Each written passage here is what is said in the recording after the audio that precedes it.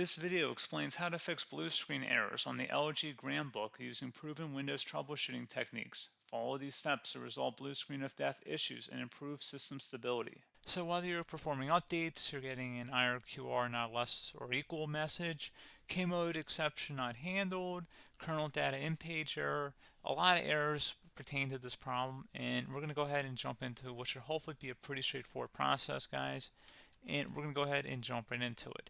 So first thing I'd recommend doing would be to actually go ahead and boot to the troubleshooting utility on Windows 11. So if you do a hard power off 3 times in a row, Windows should automatically attempt to launch the starter prepared utility. And if it doesn't find anything, it will give you the option to select advanced settings, in which case it will take you to a screen that looks like this. Now, if it does not take you to a screen that looks like this, or you're unable to get to that, you can also download the Windows 10 Media Creation Utility, or Windows 11. They probably will make a creation utility for Windows 11 at some point. And it doesn't really matter, you can actually run the Windows 10 utility on Windows 11 as far as I'm aware. And you should be able to run the troubleshooting utilities built in within it. So you just would go ahead and download it to an ISO file and then burn it to a DVD or USB. It'd have to be about 4 gigabytes or more. It couldn't be a small USB flash drive, and it couldn't be a CD. It'd have to be a DVD. And then you'd boot your computer from it. So depending on the computer manufacturer, you'd have to tap a different key on your keyboard in order to launch that menu, in order to select what boot drive you want to go off of. So it could be anything between the escape key, F2, F8, F12, for example, and those are the function keys on the top of your keyboard. So you may have to just do a little bit of trial and error. Shouldn't take you more than a couple minutes. Googling it would probably be best before you even begin. But anyway, we're ready to go ahead and jump right into it. So we're on the choose an option page. So these will look very similar whether you're booting from it directly within Windows itself, or if you're plugged in a USB flash drive with the media creation utility installed and you selected the recovery option. So when you are setting up your Windows 11 installation or Windows 10, depending on the drive you're using, there should be an option to repair your computer in the bottom left corner of the dialog window, one of the first screens that comes up. You go ahead and select that, and then it would take you to a troubleshooting screen like you see here. And you want to go ahead and select troubleshoot, reset your PC, or see advanced options. And then there are going to be a whole bunch of options in here that we're going to explore in today's video. The first one, we're going to actually go underneath advanced options and then select startup prepare, fix problems that keep Windows from loading. So go ahead and select that first.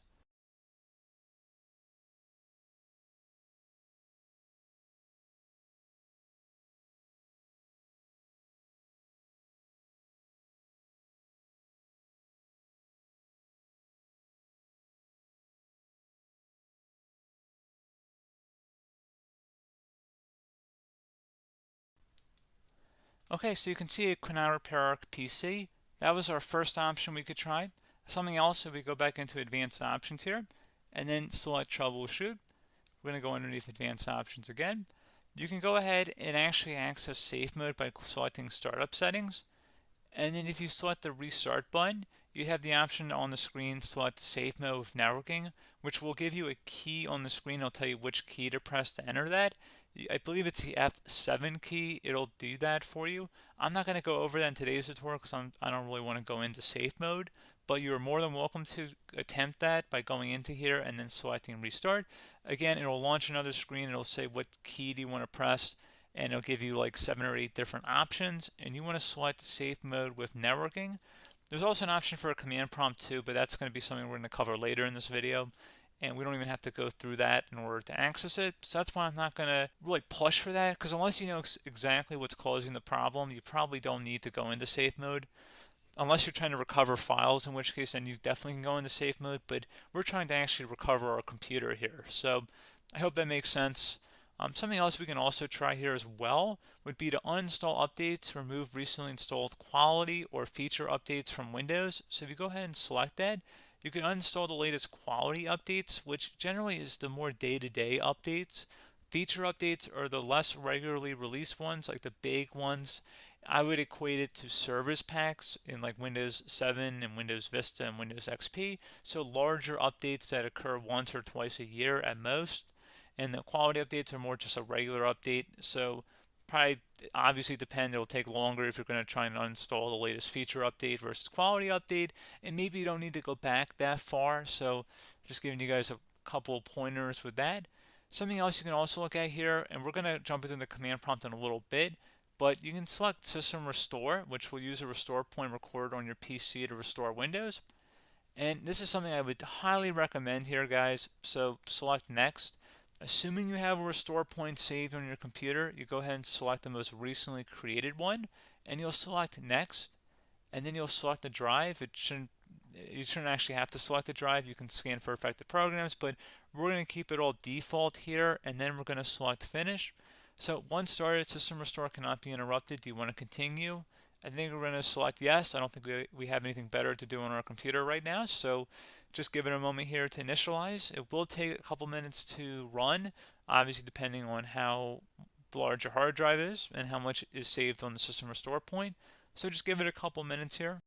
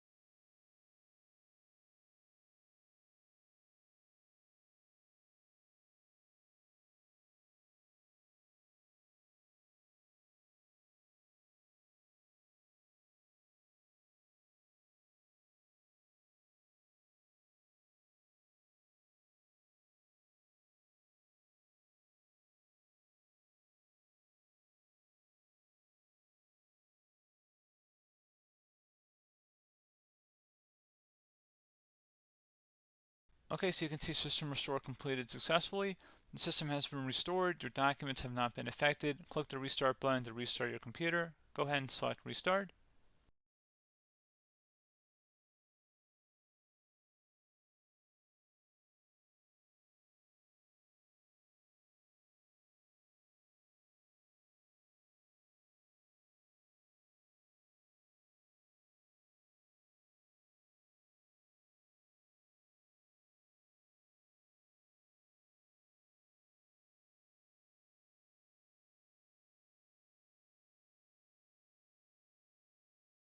Okay, so you can see the system has been restored successfully. We're going to go over a couple different methods in addition to that if that did not work. So I'm just going to pause the video and we're going to start back on the recovery screen that we started with. Okay, so a couple other things we can try here too. If you go back into troubleshoot, you can select reset your PC, let you choose to keep or remove your personal files and then reinstalls Windows. You can select to keep my files, which will remove apps and settings but keeps your personal files. You can also select remove everything, which will remove all of your personal files, apps, and settings. So this is more of a factory reset, this second option here. First option, it should not delete all of your personal files. However, it will pretty much clear most of your programs, and keep in mind, there's no guarantee that your information, number one, is even still available and easily recoverable on your computer to the point that you actually would be able to recover anything. And the second point is that there's always a chance that it won't actually recover and it will just do a factory reset anyway. So there's no guarantee that actually would keep your files anyway. So I would recommend trying to get a recovery tool and backing that up first before selecting it anyway. But again, those are a couple different options. And then something else you can try here if you go back to the choose an option. Another option, if you go underneath choose an option and select troubleshoot, advanced options, and now select where it says command prompt. Okay, so the first thing we should do is type our main hard drive here. In most cases, it should be the C drive. So you just do a C colon and then hit enter on your keyboard. So once you're underneath the C drive, we're going to type in dir and then hit enter on your keyboard. It should have program files, users, and Windows all in there. That's how you know you're in the right directory.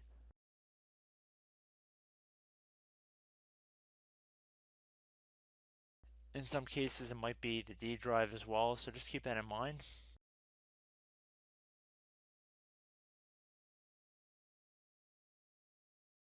Next thing we're going to do is type in cd space / Windows / system 32 / config, and then you're going to hit enter on your keyboard.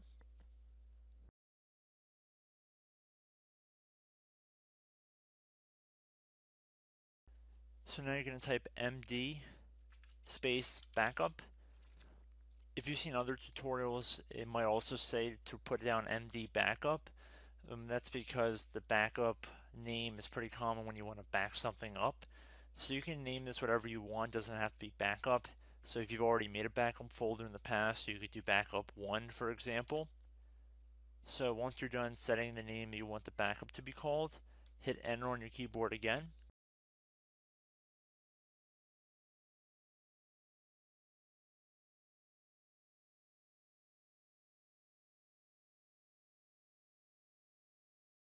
At this point you want to type copy, C-O-P-Y, space, then you want to do the star symbol above the 8 key, then do a period or a dot, whatever you want to call it, then another star sign, and then another space, and then type backup, and then hit enter on your keyboard.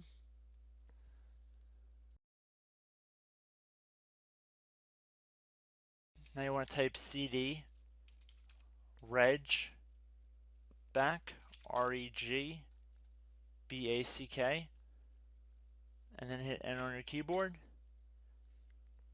So now that we are under the reg back, so now you want to type dir again, and then hit enter.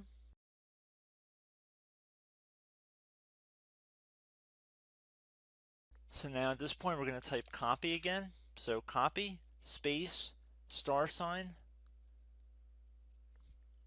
dot, another star sign, space, and then 2 dots.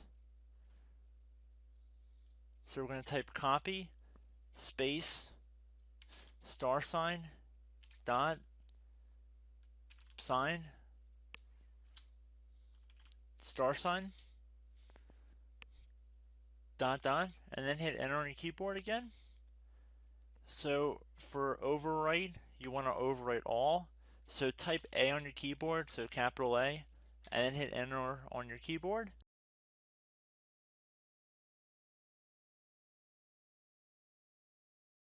So at this point you should be good to go. You can close out of the command prompt window, and if you accidentally continue to Windows 10 you should be all set. So I hope one of these 3 or 4 different methods we went through in this tutorial helped you guys out. Again, I'm not sure if you guys heard me earlier, but try to go back into your safe mode if possible and uninstall any programs you know might be conflicting with the Windows startup if you can get into safe mode. So just keep that in mind. Something very simple like that could be blocking up everything. So again, I hope this tutorial helped you guys out, and I will catch you in the next tutorial. Goodbye.